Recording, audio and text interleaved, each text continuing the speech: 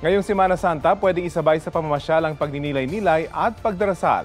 Ang ilang mapupuntahan para sa bisita iglesia, meron din daw kakabit na himala.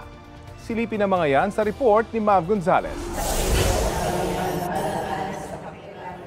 Tradisyon tuwing Semana Santa ang bisita iglesia. Sa Batangas, isa sa mga puntahan ang Mount Carmel Church sa Lipa.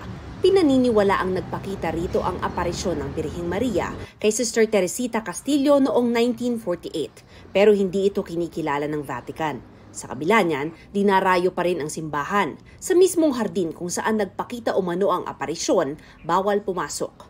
May view deck naman para masilayan ito. Maaaring magdasal at magnilay sa kapilya at ilang silid nito. Mahimala rin daw ang dinarayong imahe ni Amang Hinulid sa Calabanga, Camarines Sur.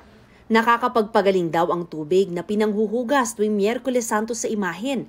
Kilala rin ito bilang Kristong Patay o Santo Sepulcro na dinala pa raw sa bayan mula sa Espanya noong 19th century.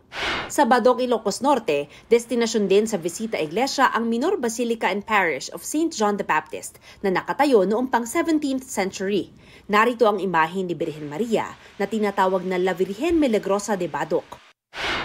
Sa Pasukin, Ilocos Norte, may higanting krus na bato na nakakagaling daw kapag dinasalan at sinindihan ng kandila. Ang pagninilay-nilay, pwede ring sabayan ng pahinga at paglilibang. Sa bayan ng Corimao, perfect pang cool down sa mainit na panahon ang kayaking sa Barangay Victoria. Meron namang gagabay na trainer kaya okay lang kahit walang experience. Pwede ring magpalamig sa Baguio City. Maraming paraan para mag-relax, gaya ng boating sa Burnham Park at pagsakay sa go-kart at bike. Payo ng LGU sa mga aakyat ng Baguio, huwag nang magdala ng sasakyan dahil matindi na ang traffic. Mas mainam daw kung mag-commute o maglakad. Inaasahang aabot sa 150,000 ang mga turistang aakyat sa Baguio sa Huwebes Santo at Biyernes Santo. Mav Gonzalez, nagbabalita para sa GMA Integrated News.